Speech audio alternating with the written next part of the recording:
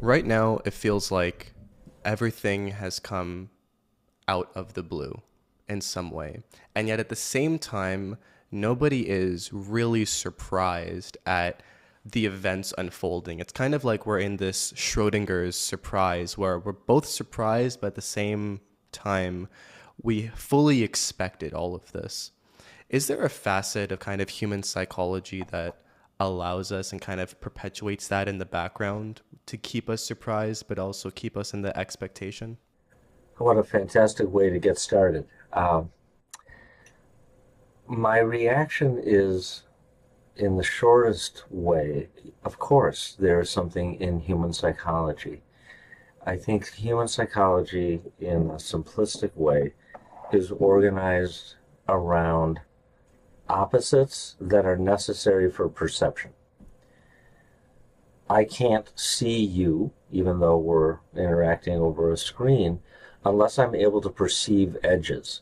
And those edges define what is Ayush and what is the background around Ayush. And so I can see, I can perceive, I can sense a difference.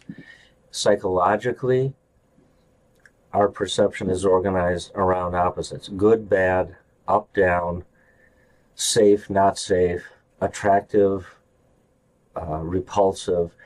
And it's those opposites that exist within us and get expressed through us, through our bodies, that helps us function in the world. So when you say it came out of the blue, but in a way not so surprising, you're touching on, I think, our psychological experience that, I was worried. I sort of could see this coming, but I can't believe it's actually happening. And so there's the simultaneity of both, the concurrence of what we hoped would never happen, even though we perceived it might, and the sadness and fear that, in fact, it is happening. And now what do we do? So there's that polarity, Ayush, that I think you're touching on. It's one of those things where, we have what's in front of us. Like for me, I'm in front of you, and for you, you're for you. Um, there's the belief, there's like what we see, there's the belief in what we see, and then there's also kind of the meta belief of if this can even be true. And we're operating, there's like this triumvirate that happens. And that not only happens on the individual level, but now we're seeing that on a social level, on a societal level. And even a layer Mm-hmm. on top of that is we're seeing it on a societal level to the point of completely contradictory psychologies. And so, there's a very famous politician that was able to say one thing, but have all the other audiences take something from that. It was a master class in oration. Where well now we have the kind of the same thing, but it's not a purposeful thing. It's actually more of like an emergent or accidental thing where a politician or a leader will say something and both parties will take completely different views and respond Of the same. exactly. Yeah. Is Mm-hmm. how does kind of like this is going to be the most broad question possible, but there is that, I guess, dangerous interlinking between the individual psychology transcending into the societal psychology, kind of like the groupthink. There's several layers, I think, that I want to respond to.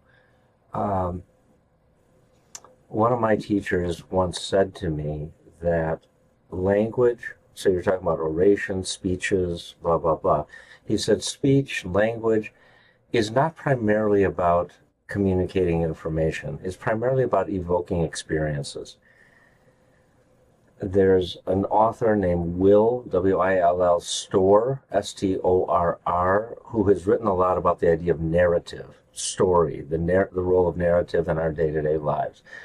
And he makes the point that stories that capture us in part because it involves people that we see as like us. So, right there is the link between the individual and the sense that as an individual, I'm not alone, which is one of the most frightening things human beings can experience. We long to be connected to others.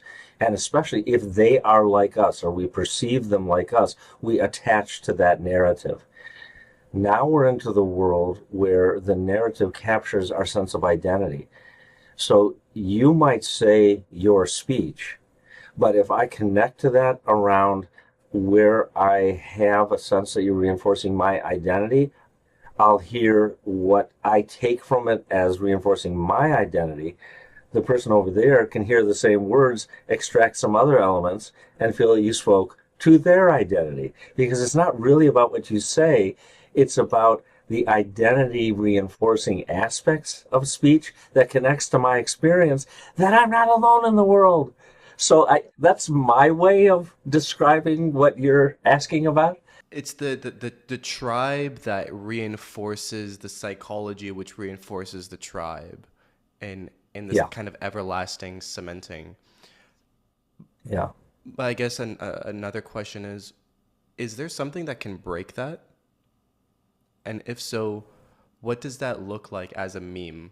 We develop very strong attachments to the narrative that we hear that reinforces our sense that this person sees the world the way I do. This person has power and agency to help make the world more and more like what would reinforce my identity. So we drink the Kool-Aid. We go all in on that. We become champions for, champions of. Well, if we take a step back from that, why is that happening? I think that human beings, at their core, psychologically and probably evolutionarily and biologically, human beings are social creatures. Survival depends on connection to a group, a herd, tribe, whatever it is, okay? A flock. Those are very, very deeply wired. We feel safe, both seen and invisible in the larger group, and we will go a long way to help maintain that. So you ask, what would break that? When some of the fundamental values implicit in that identity seem to be violated, we can very quickly uh, activate a sense of deep betrayal, right? When you look in the world of criminality, crimes of passion are often perpetrated by people who previously were loyal and buying in and committed to, but there's the violation of something so fundamental, such a deep betrayal, that in that impassioned rage, we feel sanctimonious and righteous and right in acting violently. So I think it's the darker side of what connects us. When that's severed, we can go ballistic and do. Let's no, it's a perfect example, and I would like to extend it just a little bit if we can remain objective. Mm-hmm. Um, Mm-hmm. the crime of passion. So I find out that my wife is cheating on me, and I enact some very violent behavior. Mm-hmm. And let's kind of abstract that and apply that to one political side. But if the other political side is actually saying, no, no, no, your wife never cheated on you, that never happened. There's no need for that crime of passion. It's actually a figment of your imagination. Well, now we're at a crossroads because that chaos is in the subjective rather than the objective. Good. No, I think it's a wonderful thought experiment. I've wrestled with that with clients who are coming in with a deeply held conviction and belief about themselves, let's say around self-worth, around worthiness, and they come in despairing with a deep and dark depression. And a lot of what they will point to reinforces that, right? If you knew me, you would say, oh, I see that, in fact, you are worthless, right? So what it's more complicated than this, but at its core, what I'm asking is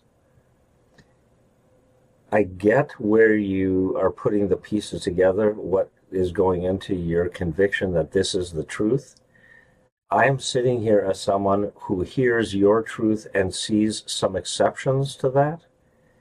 And the key question distilled down is, do you believe you have the capacity, the readiness, the willingness, the courage to say, you know what? I might be wrong. Maybe I don't have all the facts. Maybe there's something I didn't understand.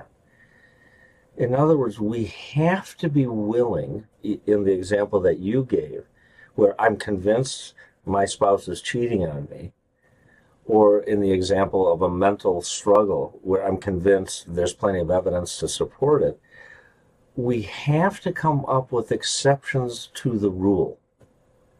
We have to say, I don't have the full universe of data. Now, what is implicit in that is humility, right?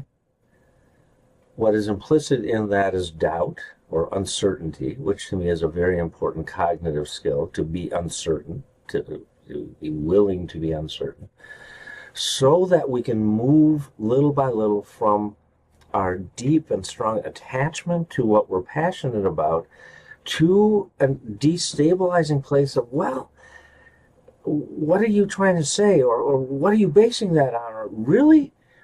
Tell me more. Some sort of curiosity that will expand beyond the domain or the confines of the certainty that led me to say, she's going to get it. She's going to get what's coming to her. And no one will have any reason to doubt that I was justified, etc. Okay? So I hope I'm responding to the issue that you raised, right? 100%, 100%. And it brings up the other kind of difficulty in trying to understand this, because it's very interconnected and very sticky, because it has so many other kind of multidisciplines tacked on. Uncertainty.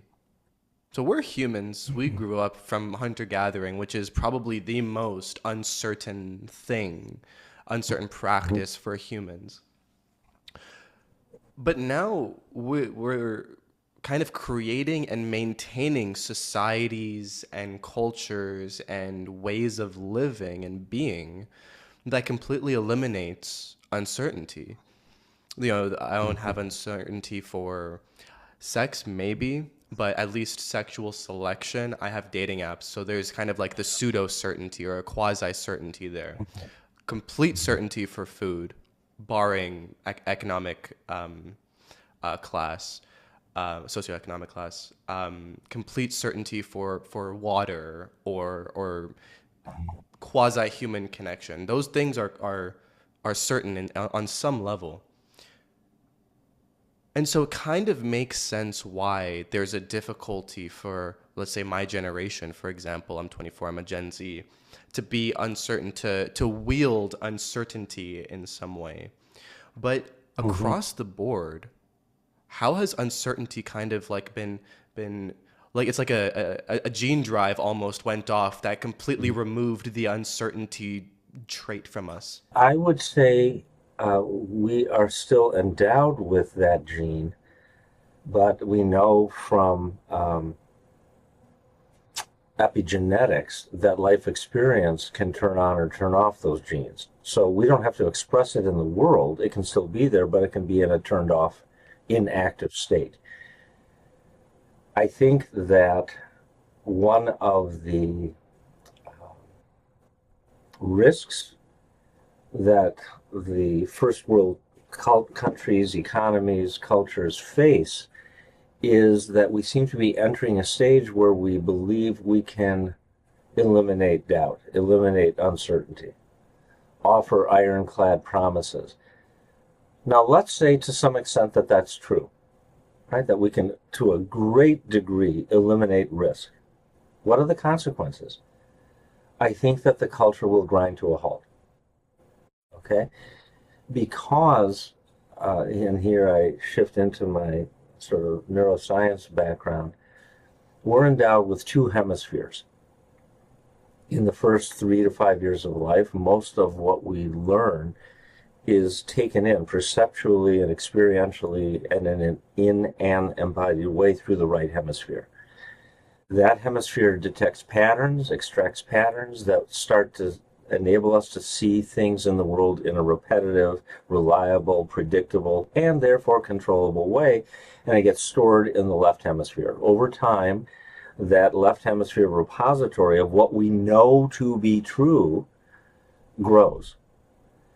But I say it should never grow to the exclusion of continuing to take in what's new and novel and different. So it's only when we maintain an appetite for what we don't know that we can double down on what we do know, making course corrections. And based on the predictive power of what we know, we apply it, and then the brain has this capacity for error detection and say, well, that didn't work the way that I thought.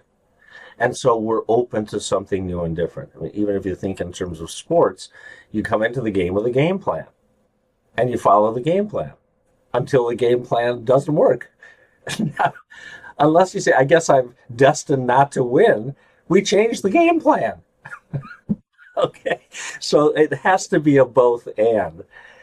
That to me, as a real brief detour, is why I think in education, we need to keep the arts, we need to keep recess, we need to keep music, because those are activities that are in some ways built on uncertain creativity. Let's see what we can make, right? So I think it's a way of exercising the right hemisphere and not just memorizing arithmetic tables. Right. Like jazz, for example, is the perfect Yeah. uncertain creativity in music. Yes, You exactly. you Beautiful. cannot have just really good blues jazz if you have complete Yeah, certainty of what's going on.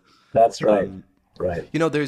There's this thing about chaos that I found super interesting, especially right now when it feels like chaos has kind of reached this kairos. Um, it's both something that you can wield, something that you can experience, and something that you can be completely unfazed by. And especially Hmm. with what we're going through right now, not just geopolitically, not just technologically, not just culturally, not just economically, not just spiritually, but a Hmm. combination of everything. It kind of, there's this numbness that we're just not making eye contact. And that's a very strange thing because in the same breath, you and I have just talked about how uncertainty is incredibly healthy and or can be incredibly healthy when used and given in the right context and settings in the right ways. But now on every kind of social hemisphere or social facet around the world, we're experiencing uncertainty, and that is not adding the pressure and pressuring us into any healthy domain. It Hmm. to me that there's an A and not A there. That's not adding up. One end of a continuum may be nihilism. Okay. Let's tear everything down. Well, what are we going to replace it with? The hell if I know. Let's just tear it down and start over. Right. So it's chaos for the sake of chaos. I think at the other end of that continuum may be um, what happens when we're creating chaos with a pretty clear sense of what we're aiming for. So in John F. Kennedy's era, when Sputnik streaked across the sky and terrified many Americans because they felt, oh my God, the Russians will be in space and they can, who knows what will happen to us. He said, within a decade, we will land a man on the moon. Now, he didn't say, so see my press secretary after my speech and they'll hand out the blueprint for how we're going to do that. He had no idea.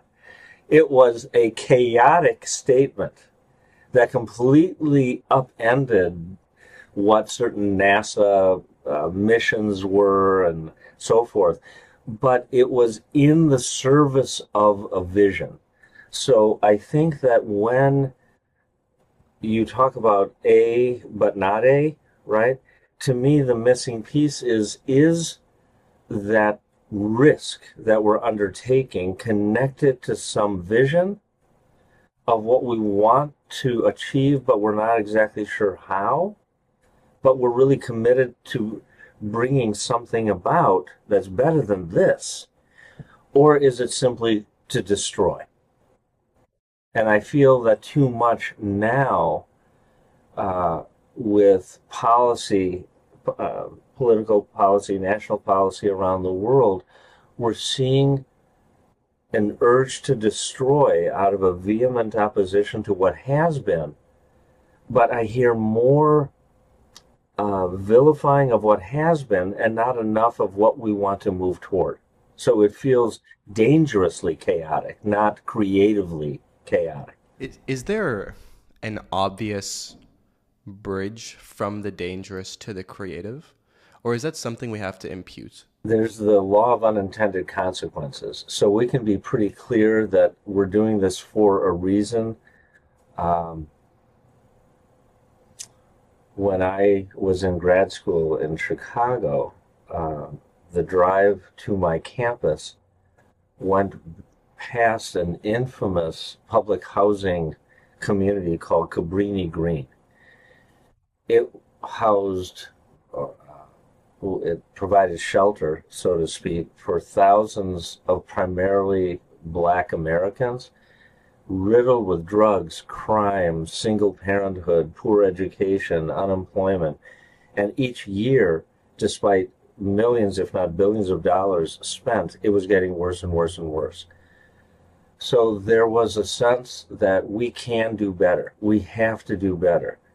We have to dismantle what we know. We have to destroy what we know. It was dynamited, but only after some experiments in other forms of housing and education and grocery stores were there. We didn't know exactly how it would work, but we just knew the risk of doing more of the same was worse than seeing what we might create with good intention. So I don't think we have to impute that. There's solid intention with the acknowledgement that, but we won't know for sure. And we're going to have to make course corrections along the way. But we can't keep doing what we've done. Speaking of which, not doing what we've already done. One of the reasons why you and I got connected and also got along is our shared thoughts on artificial intelligence, digital technology at large. Mm-hmm. The main argument, at least environmentally, for AI is it's unsustainable, right? Mm-hmm. And that's a interesting but separate conversation for where we are right now. I feel like artificial intelligence, generative artificial intelligence, is unsustainable psychologically, and we can use Mm-hmm. that same word. You know, Mm-hmm. Daniel Schmachtenberger always says that you can't have an infinite technosphere and a finite biosphere, right? It's a beautiful saying, really interesting. My contention is also you really can't have an infinite technosphere on a finite mental state. It just that also has to be a part of what we're discussing. And so again, a very broad question, but I know you'll take it in the direction that is necessary. What is artificial intelligence doing to the human right now? I am currently reading a book by one of the preeminent researchers on the nature of consciousness, a fellow named Christoph Koch, C-O-C-H, Koch, I think it's probably pronounced. And he and another kindred spirit, David Chalmers, write about the nature of consciousness, okay? In Koch's book, he says that for close to 100 years, we've operated from an assumption that if we can get down far enough to the granular level to really understand the building blocks, we can reassemble and understand how we get to more complex states like consciousness. He says it's not true. All of that is presuming that consciousness emerges. It's an emergent property of this assemblage. Complex, yes, but if we understand the building blocks, we can reproduce it. My argument is no, we can't. His argument is no, we can't. Because he begins with consciousness that exists outside of that reductionistic framework. We can't get there by building piece by piece by piece. So I think an example of that is there are aspects of the human brain, there are aspects of conscious activity that probably can be produced through artificial intelligence coding. But that's not what makes us human. What makes us human are other consciousness and subconscious related qualities, empathy, connectivity. AI can mimic empathy. It's not the same as empathy. So you can have the tragedies or the horrors of AI therapists seeming to be empathic and leading people to kill themselves. Well, let's put let me just push back on that just for a second. It's not necessarily a real pushback. Okay. I just want to double click on that Yeah. because right Mm-hmm. now there's still the contention of people that are going to say, well, let's put aside the unfortunate suicide, for example. If an AI is Mm-hmm. mimicking empathy and it's providing the same level of reaction as a human therapist would, what's the problem? I guess ultimately the problem is we have to decide, do we want to live in a simulated world or do we want to live in a real world? Do we want to have what existed in A Brave New World, Aldous Huxley, where we're listening to the shells and so forth that give us the sense, the appearance of being satisfied and having pleasure, or do we want to experience that intimately? So I think ultimately there's this question of to what extent do we want to reduce ourselves to something other than real connection? And I think when we get up to those levels, the empathic skills that go into deciding how we treat other countries that we are in alliances with, or how public policies affect people on their day-to-day level. When we actually take a look at the human implication of things, I think that AI is going to fall short because it can't take into account that empathic, attuned, connected quality. It can just spit back to some extent what it's given, but that presupposes that the people who are coding it have the kind of ethical, moral value that we want them to have. Otherwise, you have the wonderful scene in a 2001: A Space Odyssey where Hal is slowly turning off. Sorry, Dave. Sorry, Dave. Got it. Hey, excuse me. No, don't do that, right? There's there's this weird dismissal right now. You know, we're talking about do we want to live in a simulated world? Brilliant question. For a lot of people, it's yes.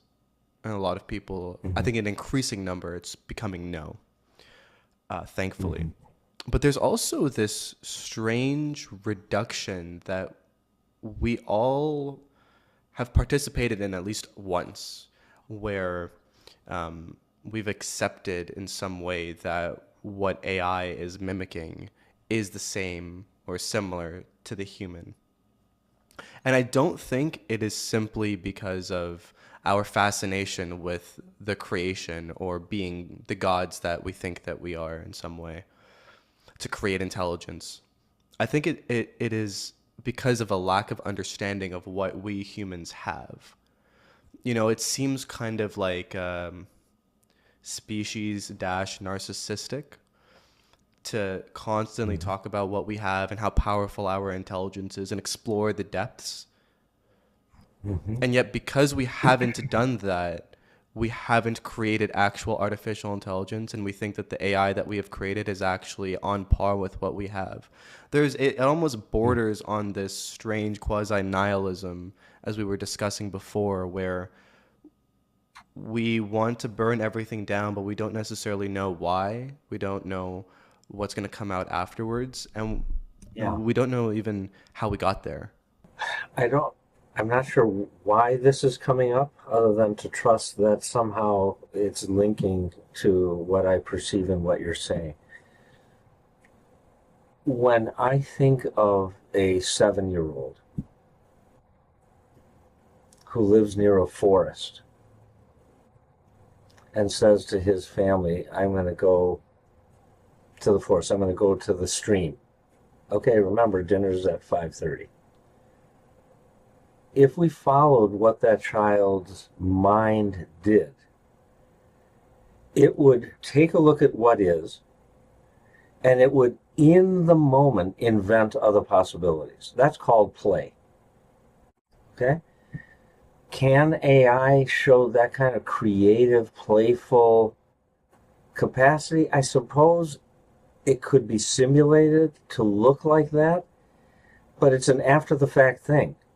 It has to be taught that by its programmers. You and I possess that.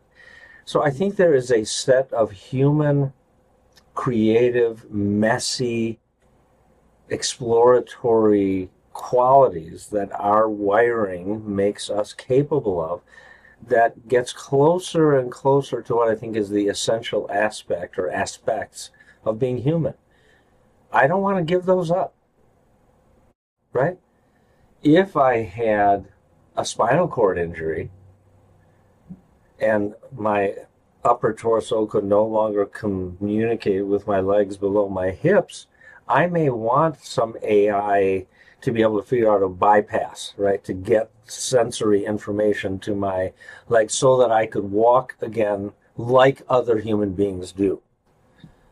All right, that's reparative. That's great. That's health technology. I still think that that is quite a few steps away from that 7-year-old in the woods. So I don't know, Ayush, if that's touching on what you're saying, but there's a fundamental qualitative difference, not quantitative. Because as humans, again, play requires uncertainty, Mm-hmm. and Mm-hmm. as it's so funny where we are right now, because in our pursuit to create what we call artificial intelligence, even though there are myriad things wrong with that term, the concept is to recreate human intelligence and put it in a machine, whatever that means. We're also degrading human experience. And so there's this kind of like this these simultaneous pursuits going on, both trying to recreate human intelligence and put it in a machine, and also box human intelligence down into something certain in order for us to understand it and put it in a machine.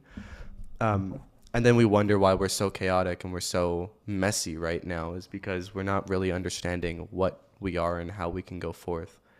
And just to give a very nice segue, in order for us to do that, I think it starts with education. I think right now we have completely and utterly failed at teaching Mm-hmm. our new generations how to think, how to learn, how to play, how to behave, how to move forward Mm-hmm. as humans.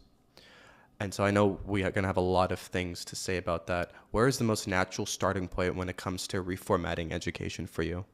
In some respects, the most important part of our educational system, from my point of view, is the bringing together of children of a similar age who come from different homes and different parents to be together in a classroom and interact with each other. Yeah, but what are they supposed to do when they're there? That's a different question. You ask, what's the entry point?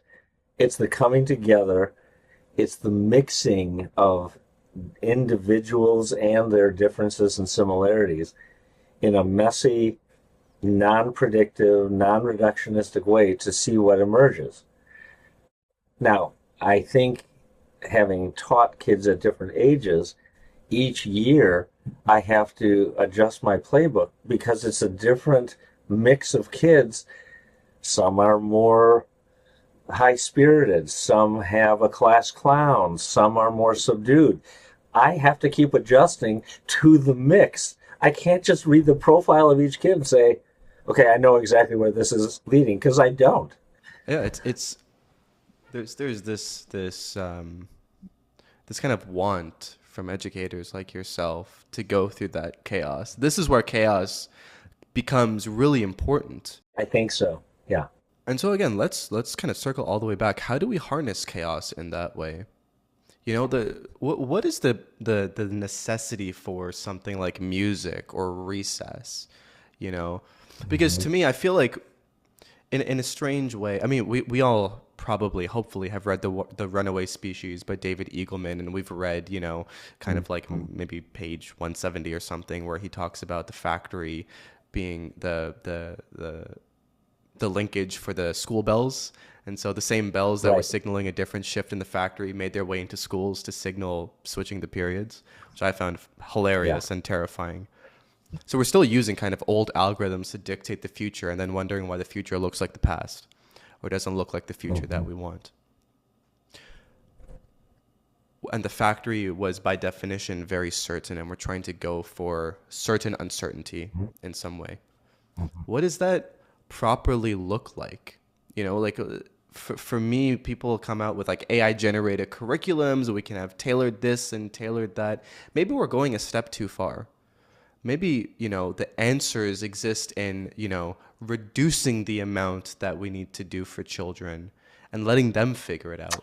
I think that the French Enlightenment philosophers, maybe it was Rousseau, talked about a tabula rasa. I don't think we are a blank slate. We don't come to the table with nothing. We come, in a sense, pre wired, but not fully formed, right? And more people talk about, the frontal lobes of the human being aren't fully mature until at least the early 20s, 24, 25, whatever it is. So I think that we don't just get a group of kids together in kindergarten and make sure they aren't clubbing each other with their chairs and say, we'll come back at the end of the day and see what you've come up with. I mean, so we don't create an unstructured chaos or an ungoal directed chaos. But I do think we have to trust more that the capacity to get along, the capacity to problem solve, the capacity to feel empathy, the capacity to regulate and be to some degree dysregulated, unattached to math or history or reading or whatever, needs to be part of the curriculum because that's part of the human development. Okay.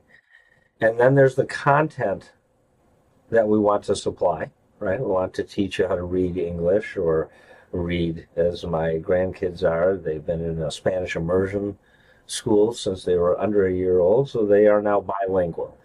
So those are content things that I think AI can really be helpful with. But again, it's that bihemispheric model. This is what we know can reproduce, it's predictable, it's controllable. And this is the realm of the mystery, the numinous, right? The uncertain. And I think we have to look at how do we build an education system all the way up to corporate America, where we still need that in our boardrooms, right? So I think it's a ubiquitous process throughout wherever it is that human beings come together. Yeah, you used such a perfect word there. You said trust. We need to trust that we're able to build Mm-hmm. this. What does trust do in this environment? Why do I need trust in order to enact something? I think in this context, trust is something that strengthens tolerance of distress, right? Otherwise, at the first sense that, uh-oh, we abandon ship. So we don't develop perseverance. We don't develop, you know what, let's go back to the drawing board. This is a dead end. We don't stick with it. Trust, I think, is the quality that helps us say we're not there yet, but that's okay, right? And trust means we're going to allow for failures. someone said FAIL, the word fail, is actually an acronym for first attempt in learning. Okay? So I think there is a trust that failure is part of discovery. Failure, unhappiness, confusion is part of what leads to something greater. And we have to weather that storm to get to the other side. I think we're much too, let's use the example of going to see your primary care physician because you're worried you have a flu. And the doctor says, well, you don't have a flu. I think this is probably viral. Oh, okay. Can you give me some antibiotics? No, because they're not effective against viruses. I don't think you have a bacterial infection. So what's really happening there? We don't have trust in the body and what we can do to minimize the discomfort, but to ride it through so that your body is actually having the opportunity to exercise how to overcome adversity. Right? So I'm using that little example as something that I think happens on a social level. How do we overcome adversity? What do we do? Well, I mean, that's a really great way to kind of put a bow on the conversation is how do we handle or how should we handle adversity, especially for my Mm-hmm. generation. And unfortunately, I feel like for younger generations and the succeeding generations, Gen Alpha, 100%, Gen Beta are just being born right now. Mm-hmm. They're not able to handle adversity at all. My generation uses social media and uses kind of the immature digital megaphones, let's say. Mm-hmm. Gen Alpha seem completely tapped out of handling adversity. Mm-hmm. They're almost like it's almost like they're literally incapable of it. Not just not Mm-hmm. interested, but almost incapable. And if we're nurturing humans, new generations of humans, to be completely unable to handle adversity, what happens with that? You know, where do we go, and how do we engineer that out, or how do we engineer a pathway out of that? That takes my mind in a lot of directions with the factory warning bell saying, be careful, you're way out of your element, David. So I'll give it my best shot. I don't think there's something that you're out of the element on. These are just really important questions to ask because I feel like we're just not having these conversations. And the best I can come up with at this point is to ask ourselves, what are the human characteristics or qualities that we want to use technology to cultivate? So if stick to itiveness, perseverance, distress tolerance, if those are qualities that we want to inculcate in people, I can imagine that we need to talk to gamers who would find ways of building in elusive goals. You know, there are these experiments that social psychologists have used. You know, you can have the immediate reward now, you can get the dollar now, or if you stick with it, there's at least a chance you can get $4. You know, that kind of thing, delayed gratification. So the same thing that was built into those social psychology experiments, I suppose, could be built into gaming. The thing I really don't know anything about is how much profit is there? Is it so much more profitable to do something easier that dumbs down human beings? That's going to be hard if it's all profit driven as opposed to human value driven. So I don't know how you incentivize AI related or technology related geniuses to appreciate the unique position they have to have a wide ranging social influence on a whole new generation rather than quarterly profits. You know, that's out of my element, but that's what I'm reacting to. I mean, you kind of solved it already because you talked about delayed gratification, and you know, in terms of an Mm-hmm. investment, I can't think of Mm-hmm. any kind of billionaire or major investor who wouldn't at least shuffle a little bit money into the moonshot, if Mm-hmm. we need to call it that. Mm-hmm. You know, Yeah. I think there's another conversation to be had about the incentives. You know, Okay. um, Hmm. there's just there. I think there are so many untapped opportunities right now from older generations and younger generations that we're just not. It's not that we're not talking about it. I don't think so. I think it's we're not talking about it productively, or we're not talking about it with calls to action in that way. You, Hmm. leave it to Gen Z to complain about geopolitics, for example. Hmm. Leave it to them to talk, leave it to complain about politics and such. But the thing that I really am interested in is how do you get them to do something about it? Not do something in the French Hmm. Revolution style. I'm not trying to be revolutionary or revelationary. I mean, why are they not using the AI tools, for example, to build something? Why are they Hmm. not taking steps back and creating, orgs, um, creating different and creative things, just stuff like that. Well, let's circle back to education for a moment as a way of responding to you. One of my passions I use is what nature has to teach me because I came from nature.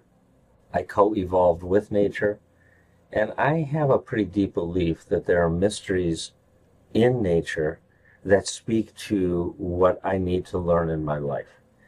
So I think uh, field trips where you take a group of elementary school kids to a safe place on a warm summer night where the weather says it's going to be cloudless and you watch the stars come out and you have conversations about shooting stars and you have conversations about why an hour ago I couldn't see the stars and now they're multiplying. No, they were always there, you just couldn't see them.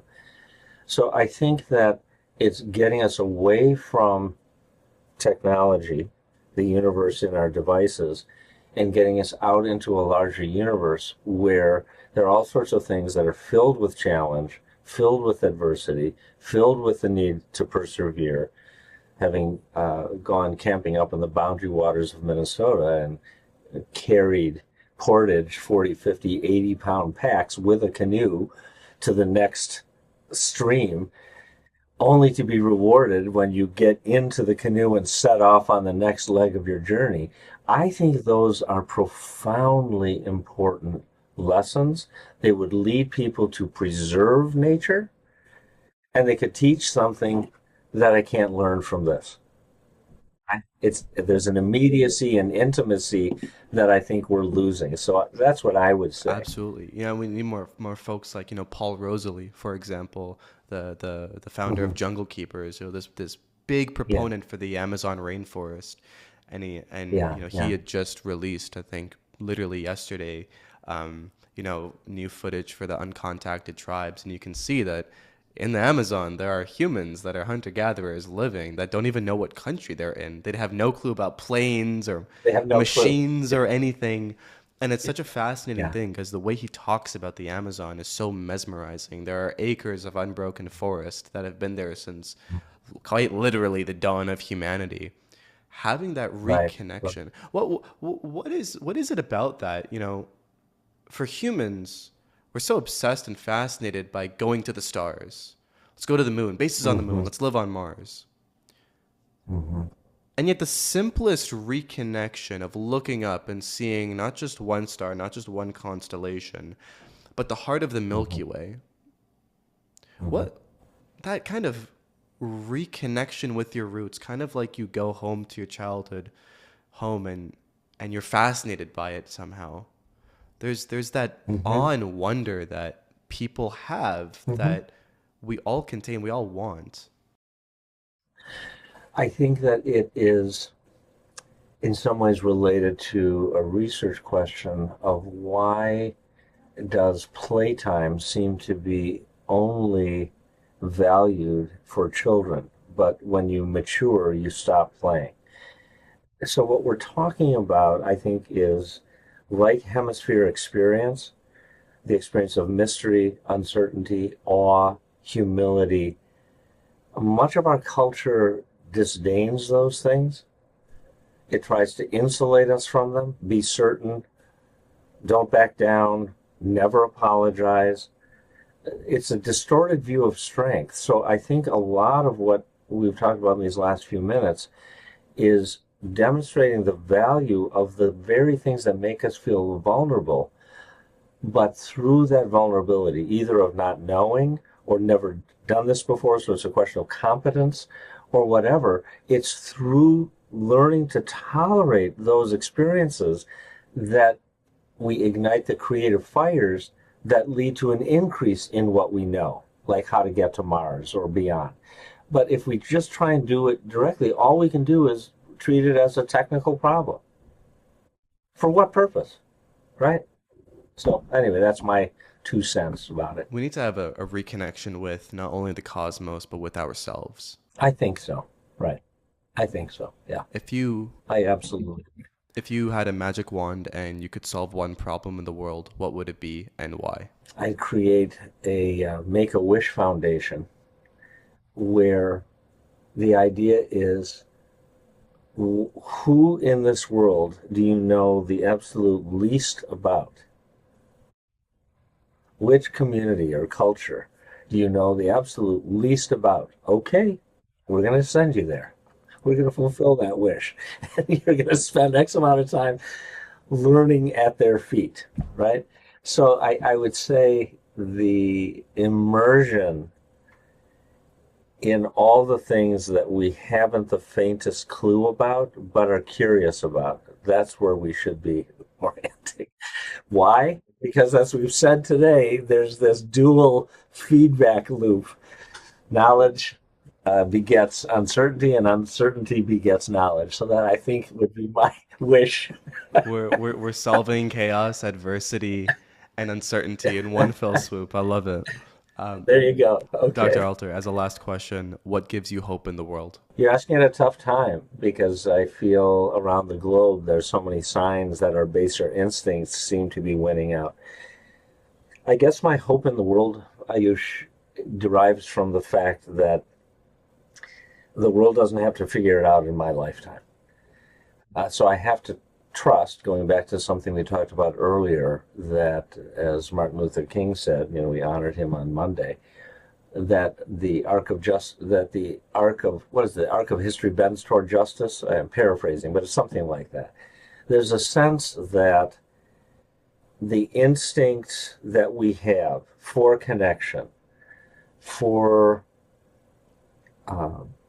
love, for safety, for respect, those kind of things, as David Brooks said, they involve perception of the yearnings of the soul.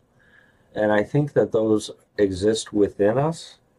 So while we may have dark periods, as we have throughout history, there is a deconstructive aspect, and usually an attempt at something better replaces it. But you have to have that happen a number of times to get to a really profoundly better place. But that may well be beyond my lifetime. So I've given up the idea that it has to happen, before I hit this birthday. And instead, no, it has to keep happening toward a future birthday, someone else's. And that gives me hope. Dr. Alter, thank you so much for today. Yeah, This is you are. I love talking with you. Thank you so much, Ayush. likewise. Where can we find you online? Uh, I am at Dr. David Alter, no punctuation.com. Just this week, I met with my web designer. I'm doing a major redesign of the site to connect to my podcasts and my blogs and my nature videos and so forth. So it's coming. I know you're not supposed to say that, but it's coming. But the best way right now is to look me up at drdavidalter.com. Fantastic. Those will be in the show notes. Doctor, until next time, thank you so Okay. much. Take care. It's wonderful to talk to you, Ayush. Okay. Bye-bye.